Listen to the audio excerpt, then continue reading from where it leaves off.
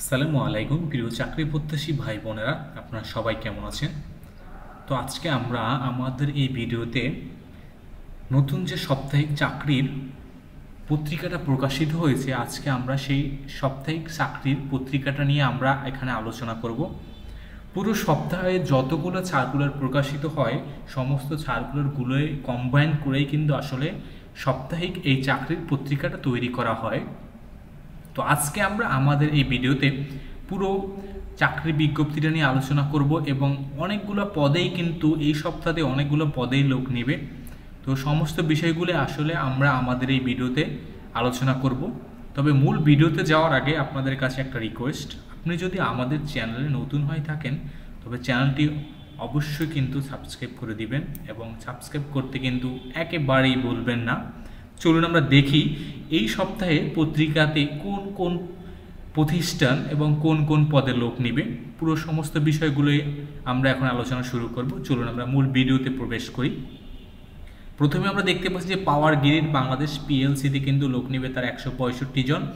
এখানে কিন্তু জুনিয়র হিসাব সহকারী, জুনিয়র প্রশাসনিক সহকারী, কারিগরি সহায়ক অ্যান্ড অফিস সহায়ক, এই 4টা পদে কিন্তু লোক নেবে পাওয়ার গ্রিডে। এবং কিন্তু জাতীয় রাজস্ব বোর্ডে কিন্তু লোক নেবে, এখানে 43 জন লোক নেবে জাতীয় রাজস্ব বোর্ডে।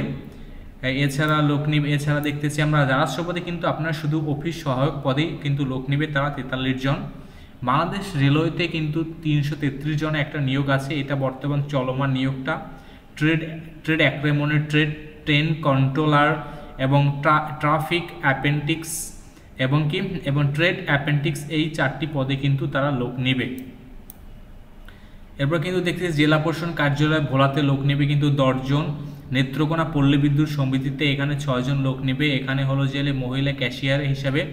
বাংলাদেশ মহিলা উন্নয়ন কেন্দ্রে কিন্তু লোক নেবে, তারা এখানে কিন্তু মোট 1965 জন লোক নেবে। বাংলাদেশ মহিলা উন্নয়ন কেন্দ্রে 1956 জন লোক নেবে। এবং এখানে কিন্তু আবেদন করতে হবে আপনাদের মেইলের মাধ্যমে। বলা হয়েছে কি জীবন বৃত্তান্ত 17 তারিখের মধ্যে দরখাস্ত ইমেইলের মাধ্যমে কিন্তু আপনাদের নিয়োগ বিজ্ঞপ্তিতে পাঠানোর জন্য নির্দেশ করা হয়েছে। জেলা প্রশাসক কার্যালয় গাজীপুরে কিন্তু লোক নেবে 53 জন।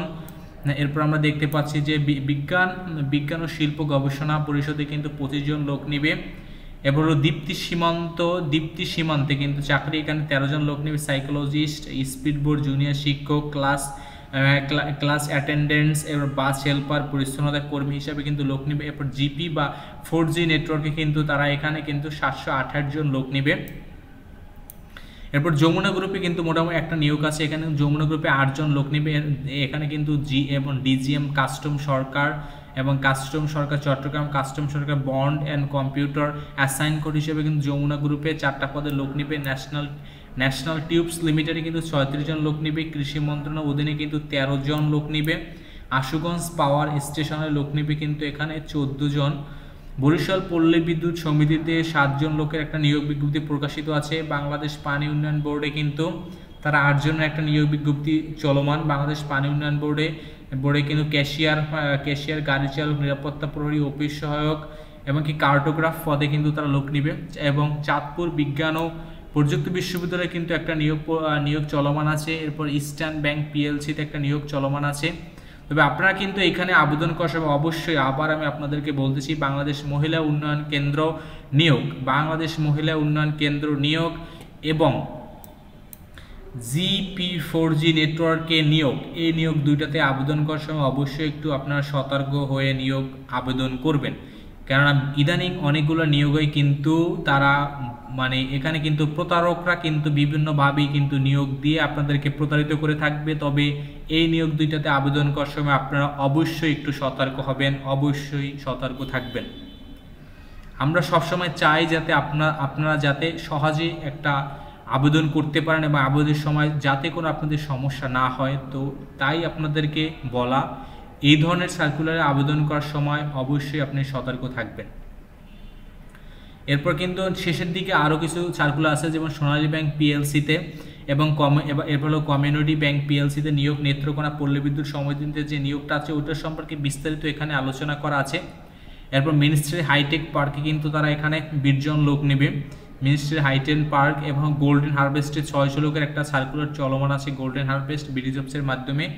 এরপর কিন্তু চাঁদপুর বিজ্ঞান ও প্রযুক্তি বিশ্ববিদ্যালয়ে একটা নিয়োগ বিজ্ঞপ্তি প্রকাশিত আছে। এরপর হলো যে চাঁদপুর বিজ্ঞান ও প্রযুক্তি বিশ্ববিদ্যালয়ে কিন্তু এখানে 12 জন লোকের একটা নিয়োগ বিজ্ঞপ্তি চলমান। বাংলাদেশ ইন্টারন্যাশনাল স্কুল অ্যান্ড কলেজে কিন্তু তারা 4 জন লোক নিতেছে। হাজী মোহাম্মদ দানেশে কিন্তু বিভিন্ন এবং দানেশে 4 জনের একটা পদ চলমান আছে। বিকাশ গ্রুপে চাকরি, বিকাশ গ্রুপে তারা কিন্তু ডেস্ক অফিসার ছেলে মেয়ে নিতেছে 72 জন, সর্বোচ্চ বয়স কিন্তু তারা এখানে 45। বিকাশে এই একটা আবেদন আছে, এই আবেদনটার ক্ষেত্রে কিন্তু আপনি একটু সতর্ক হয়ে নেবেন, যেহেতু বিডি জবসে এত তারিখে দেওয়া আছে, অতএব আপনি বিডি জবস থেকে আগে একটু প্রথম কনফার্ম হবেন, তারপর আবেদন করবেন। ঢাকা সিটি কলেজে কিন্তু এখানে লোক নিতেছে, ঢাকা সিটি কলেজে 8 জন লোক নেবে স্নাতক এবং কম্পিউটার অ্যাসিস্ট্যান্ট কম্পিউটার অপারেটর পদে লোক নেবে কিন্তু এখানে ঢাকা সিটি কলেজে। গণবিশ্ববিদ্যালয়ের চাকরি, গণবিশ্ববিদ্যালয়ের উপ রেজিস্ট্রার প্রশাসক এবং সহকারী রেজিস্ট্রার প্রশাসক পদে। এরপর এখানে আছে হাজী মোহাম্মদ দানেশ, আমরা দেখলাম বাংলাদেশ কলেজ ফিজিশিয়ান অ্যান্ড সার্জনে কিন্তু লোক নিতেছে। তারপর eastern medical college and hospital BIISS এতে কিন্তু তারা 3 জন পদে লোক নেবে। এখানে ডেসপাস রাইটার, নিরাপত্তা প্রহরী এবং IT অ্যাসিস্ট্যান্ট হিসেবে কিন্তু তারা এখানে লোক নেবে। এরপর হলো জেলা জজের কার্যালয় কিন্তু 2 জন লোক নিতেছে, জেলা জজের কার্যালয়টা সার্কুলার প্রকাশিত আছে। এরপর Bangabandhu medical college delta life insurance head of IT delta life insurance একটা লোক নিবে। এছাড়া এখানে আমরা দেখতে পাচ্ছি যেমন ডায়মন্ড ওয়ার্ল্ড লিমিটেডে কিন্তু 20 জনের একটা নিয়োগ বিজ্ঞপ্তি চলমান আছে। ইনফ্রাস্ট্রাকচার ডেভেলপমেন্ট কোম্পানি তারা 10 জন লোক নিয়েছে ম্যানেজমেন্ট ট্রেনি অফিসার হিসেবে। এরপর হলো যে বজলুল হক খান স্কুল অ্যান্ড কলেজে কিন্তু একটা নিয়োগ বিজ্ঞপ্তি চলমান। এরপর ইস্টার্ন মেডিকেল কলেজ অ্যান্ড হসপিটালে নিয়োগ বিজ্ঞপ্তি চলমান আছে এবং কিছু আমরা বেসরকারি কিছু প্রতিষ্ঠান নিয়োগ বিজ্ঞপ্তি চলমান দেখব, যেমন আগর limited, infrastructure development limited, Karnaphuli limited, Karnaphuli united financial limited, RFL limited, Bashundhara group limited, US Bangla airlines, SEI motors limited, Bangladesh red crescent society আড়ং কিন্তু। এরপর কি Palmal group and industry, Pran, RFL, Alam group industry, Sajib group, BRAC university, NRB bank PLC ব্যাংকেও কিন্তু তারা লোক নিতেছে। তো ওভারঅল এই ছিল আসলে মানে আমরা আসলে মূল পয়েন্টগুলোকে আসলে বললাম যে কোন কোন প্রতিষ্ঠানগুলো আসলে লোক নিবে।